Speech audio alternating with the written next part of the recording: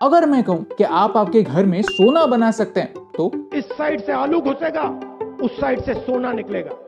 Quite literally कुछ ऐसे ही तरीके से। और अगर मैं प्रोसेस भी इस वीडियो में दिखाऊं तो क्या आप इस वीडियो को एंड तक देखेंगे? सोचिए और तब तक ये फैक्ट जानिए। क्या आपको पता है कि आपके शहर में एक माउंट एवरेस्ट है? यस, अगर आप किसी भी इंडियन शहर में रहते हैं तो आपके बगल में एक ऐसा पहाड़ है जहां पर आप ट्रैकिंग करने के लिए जा सकते हैं। और जैसे एवरेस्ट की हाइट हर साल बढ़ती है वैसे ही इस माउंटेन की भी बढ़ती है, लेकिन वो कुछ ऐसा नहीं दिखता बल्कि ऐसा दिखता है। ये है माउंटेन ऑफ ट्रैश जो दिल्ली, मुंबई जैसे शहरों में है, जिसके बढ़ते हाइट के नीचे हमारी सिटीज बर्बाद हो रही हैं। आज के इस वीडियो में हम भारत के वेस्ट प्रॉब्लम के बारे में बात करेंगे। लेकिन इस वेस्ट प्रॉब्लम से क्या फर्क पड़ता है? ये वेस्ट तो म्युनिसिपैलिटी का प्रॉब्लम है। सरकार कुछ करती नहीं तो हम क्या कर सकते हैं? ये बिक गई है गवर्नमेंट। अगर आप भी यही सोचते हैं तो इस वीडियो को एंड तक देखिए, क्योंकि हम आज आपको एक ऐसे इंसान से मिलाना चाहते हैं जिन्होंने वेस्ट से गोल्ड बनाना स्टार्ट किया। Hi, I'm Vani Murthy and I make gold.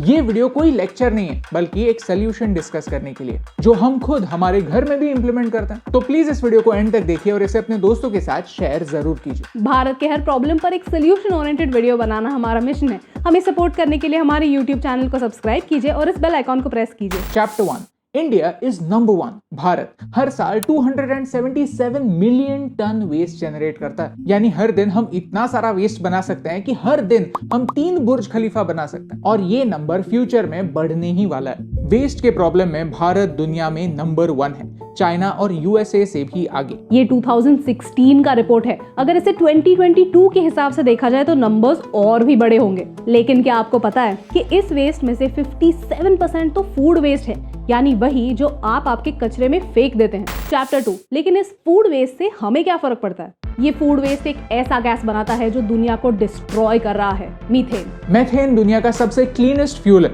इसे बर्न करने पर कोई एमिशन नहीं होता। लेकिन जब ये क्लीन फ्यूल बिना यूटिलाइज हुए एटमॉस्फेयर में जाता है तो वो एक ग्रीन हाउस की तरह सारी हीट इकट्ठा करके रखता है। सोचिए, अगर हमारा पूरा एटमॉस्फेयर एक ओलंपिक साइज स्विमिंग पूल होगा तो उसमें कितना मेथेन होगा? बस 2 कप्स जितना। लेकिन ये 2 कप पूरे पूल को बर्बाद कर देते हैं क्योंकि ये गर्मी को एस्केप नहीं होने देते। तो लेट्स जस्ट से कि हमारा कचरा दुनिया में फाट मार रहा है और दुनिया को गर्म कर रहा है। दिल्ली जैसे शहरों में हर समर में टेम्परेचर एक नया रिकॉर्ड बनाता है। उसका एक मेन रीजन है यही माउंटेन ऑफ ट्रैश और उसका मीथेन गैस। लेकिन ये प्रॉब्लम्स तो सबको पता है, इस पर सोल्यूशन क्या है? यही सवाल वाणी मूर्ति मैम ने खुद को पूछा। चैप्टर 3, ये वाणी मूर्ति कौन है? Hi, I'm Vani Murthy and I'm saving the planet. वाणी मूर्ति आज एक इको वॉरियर है, लेकिन सिर्फ कुछ ही सालों पहले वो आप और मुझ जैसी एक आम इंसान थी। फिर उन्होंने अपने शहर के कचरे के माउंट एवरेस्ट को देखा और खुद से कहा, I did not want to be a part of the problem, so I became a part of the solution. ये है ब्लैक गोल्ड यानी कॉम्पोस्ट जो आप आपके घर में बना सकते हैं और दुनिया का 60% वेस्ट कम कर सकते हैं। कैसे? चलिए उन्हीं से जानते हैं कि हम सोल्यूशन का हिस्सा कैसे बन सकते हैं। So composting is not a very difficult thing. It's just a process that we need to understand. It's happening all the time in nature and we just need to mimic that. And we live in cities and urban areas, so we do container. You can make your own container or you can buy something in the market. So if you make your own container, take any paint bucket, put some holes and you make sure there is a proper lid. What are we composting? It is what comes out of our kitchen. It is all the wet waste, the peels. If this goes out of our home, it pollutes our environment. So when we hold this back, we are putting it back into soil. We're returning it to soil. So when we compost, there are few things that we need to keep in mind. One is the greens. This is high in moisture and also it's rich in nitrogen. The second thing that you need is browns. To balance the moisture, you need dry browns. These are dry leaves. These are available in plenty all over. So composting is always the balance between the wet and the dry. So when you get this perfect, then you are doing a great job. You need microorganisms. Microorganisms, they hasten, that is they accelerate the process itself. You can use cow dung. If you don't get cow dung, you can use buttermilk, sour buttermilk, or you can buy store-bought powders. And also you get bricks like this, which has both the microbes that I'm showing and the browns. So the brick, when you put in water, it becomes like this. The microbes that break down organic matter needs oxygen. For that, we need to make sure there's enough aeration. That is why we punch holes. So you take this, at the bottom, you spread a lot of dry leaves. so that it absorbs any moisture. Then you take your kitchen waste, then you spread the kitchen waste. So there is a rotten mango. Make sure it's a thin layer. Then you can either put the ready-made powder and cover it completely, or you can take the accelerator, add the little buttermilk. If you don't want to buy, you can just add the buttermilk, and then you can add the dry leaves on top. Just cover it with dry leaves. If you have flowers from your puja, you can put it into that. So you can add the flowers too. So every day you make sure that you're putting all the stuff and covering it completely with something. You can use some sawdust if you want, any brown matter that you can add, or you can add the dry leaves, which you can cover it completely. Keep doing it till the bucket fills up, but once in at least 3 to 4 days, give it a turn, because as the moisture keeps increasing, it may compact. When it compacts, air won't pass and it starts to smell. Once it fills up, leave it for 30 to 40 days. At the end, you will get something like this, which is dark brown. It's moist. There'll be some parts which don't break down, like seeds. There's a seeds half broken. So you remove these and put it back into another process. But ultimately, this is the compost. This is readily available nutrients for plants to absorb. It keeps the soil alive. It's full of microorganisms. And keep doing this process till your bucket fills. Then you start in another bucket and leave it for 30 to 40 days.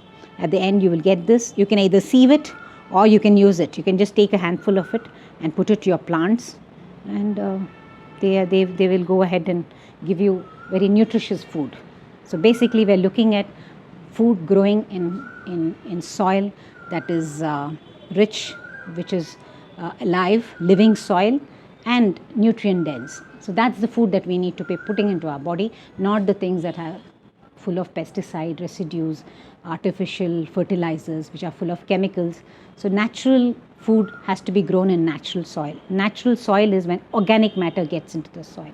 So it's all about holding the cycle of life and putting it back, not sending it out and it destroying the environment. Chapter 4, लेकिन मैं compost करके क्या करूं? अब आप तो सोच रहे होंगे कि इतने सारे कंपोस्ट का मैं क्या करूं? मैं तो फार्मर नहीं हूं, मेरे पास तो पेड़ लगाने के लिए बालकनी भी नहीं है, जगह कहाँ है ये सब करने के लिए? तो इस कंपोस्ट का होगा क्या? Let me share my experience, क्योंकि मेरे साथ भी यही हुआ। हम हमारे घर कंपोस्टिंग करते हैं, कचरे से ब्लैक गोल्ड बनाते हैं, एटलीस्ट हमारी ओर से दुनिया का बोझ कम करते हैं। ये है हमारी छोटी सी विंडो जहाँ पर हम कंपोस्टिंग करते हैं।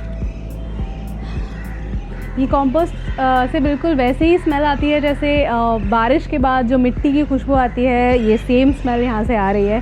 बहुत ही क्लीन, बहुत ही फ्रेश स्मेल आ रही है। हम मुंबई जैसे शहर में रहते हैं जहाँ पे जगह बहुत कम होती है, लेकिन इसका ये मतलब नहीं कि आप घर पे कंपोस्टिंग नहीं शुरू कर सकते। आपको ऐसे बिन्स मिलेंगे, आपको वर्मी कंपोस्ट किट्स मिलेंगे जो आप आपकी बालकनी में रख के कंपोस्ट कर सकते हैं। हमारे पास इतनी ही जगह है, मेरा हाथ जितना भी स्पेस नहीं है, लेकिन इतनी छोटी जगह पर भी हम कंपोस्ट करते हैं और हम हमारे वेस्ट की जिम्मेदारी लेते हैं। तो मैं ये 3 चीज़ें करती हूँ। नंबर 1, मैं अपने फैमिली और दोस्तों को देती हूँ। हर एक के घर में कुछ पौधे होते हैं, वो उस कंपोस्ट को उन पौधों में यूज करते हैं। नंबर 2, मैं ट्री प्लांटेशन कैंपेन्स के लिए कंपोस्ट डोनेट करती हूँ, क्योंकि इन सैपलिंग्स को बढ़ने के लिए कंपोस्ट की जरूरत होती है। नंबर 3, आप अपने सोसाइटी से बात कर सकते हैं और अपने टेरेस पर एक टेरेस गार्डन स्टार्ट कर सकते हैं। नींबू के प्राइसेस बढ़ रहे हैं तो खुद नींबू उगा सकते हैं। चैप्टर 5, दुनिया वेस्ट के बारे में क्या सोचती है? कई देश अपने सिटीजन्स को वेट वेस्ट या फूड वेस्ट कलेक्ट करने के लिए चार्ज करते हैं ताकि वो खाना वेस्ट करना कम करें। जापान एक छोटा देश है जिसके पास लैंडफिल्स के लिए जगह ही नहीं है, तो साल 2000 से वहां एक national food bank organisation start हुआ। अगर आपके घर खाना बच जाता है और वो खाने लायक है, यानी सड़ा हुआ नहीं है, तो आप सेकंड हार्वेस्ट नाम के एक ऑर्गेनाइजेशन को कॉल करके खाना कलेक्ट करवा सकते हैं। फिर ये खाना गरीबों में डिस्ट्रीब्यूट होता है। ऐसी ही एक ऑर्गेनाइजेशन इंडिया में भी है जिसे हम RHA रॉबिन हुड आर्मी कहते हैं। You can find their details in the description. सोचिए, अगर आपके घर कोई बड़ी पार्टी है और बहुत सारा खाना बच जाता है जो खाने लायक है, तो RHA के वॉलंटियर्स आपके घर आकर ये सारा खाना कलेक्ट करते हैं और उस खाने को गरीबों को खिलाते हैं। वैसे ही साउथ कोरिया में ऐसे कई होटल्स हैं जहां अगर आप आपका खाना वेस्ट करते हैं तो आपको एक्स्ट्रा चार्ज किया जाता है। वहां की म्युनिसिपैलिटी रेसिडेंट्स जो कंपोस्टिंग नहीं करते उनसे एक्स्ट्रा टैक्स लेती है, सिर्फ उनका गीला कचरा कलेक्ट करने के लिए। हम इंडियंस बिगड़ गए, सोचते हैं कि कचरा हमारी जिम्मेदारी कहाँ है। कचरा तो सरकार की जिम्मेदारी है। और ये पार्शियली सच भी है। सरकार को कड़े नियम बनाने की जरूरत है, इंफ्रास्ट्रक्चर डेवलप करने की जरूरत है और हमें एटलीस्ट हमारे कचरे की जिम्मेदारी लेने की जरूरत है। अगर आपको इस वीडियो से वैल्यू मिली तो उसे अपने दोस्तों के साथ शेयर कीजिए। आप सोचते होंगे कि इंडिया के लोग डिसिप्लिन नहीं है, लेकिन ये सच नहीं है। इंदौर ने ये करके दिखाया और आज इंदौर भारत का सबसे क्लीनेस्ट शहर बन चुका है। जापान में लोग खाना खाने से पहले हाथ जोड़कर एक शब्द कहते हैं, इतडाकी मासु, जिससे वो खाने के प्रति अपना ग्रैटिट्यूड जताते हैं। हम भी बचपन में अन्न है पूर्ण ब्रह्म कहते थे, तो अब क्यों हम बिना सोचे खाना कचरे में फेंक देते हैं। जिस तरह हम हमारे खाने की जिम्मेदारी लेते हैं, वैसे ही अगर हम हमारे फूड वेस्ट की जिम्मेदारी लेने लगे तो हो सकता है कि हम वो कचरे के माउंटेन को थोड़ा छोटा कर सके। डोंट यू थिंक कि अगर हम हमारे घर पे कचरे से सोना बना सकते हैं तो इस सुनहरे मौके को हमें छोड़ना नहीं चाहिए। और यही इंपॉर्टेंट बात आप तक पहुंचाने से मुझे फर्क पड़ता है। हे दोस्तों, इस वीडियो को एंड तक देखने के लिए थैंक यू। अगर आपको ये वीडियो अच्छा लगा तो वो लाइक बटन प्रेस कीजिए। एनवायरनमेंट के बारे में और ऐसे कौन से टॉपिक्स हैं जिनके बारे में आप वीडियोस देखना पसंद करेंगे, हमें कमेंट्स में बताइए। हमें आपके साथ एक गुड न्यूज शेयर करनी। पिछले साल हमने एक वीडियो बनाया था जहां हमने लोगों से कहा था कि आपके use mask Dinesh Desai sir को भेजिए। उसके थ्रू 3 टन कचरा कलेक्ट हुआ और ऐसे इको ब्रिक्स बने। उसकी पूरी स्टोरी आप यहाँ पर देख सकते हैं। अगर आपको फार्मिंग में इंटरेस्ट है तो इस फॉर्मूला से फार्मर्स कैसे रिच बन रहा है आप देख सकते हैं। Thank you so much for watching this video, क्योंकि आपके सपोर्ट से हमें फर्क पड़ता है।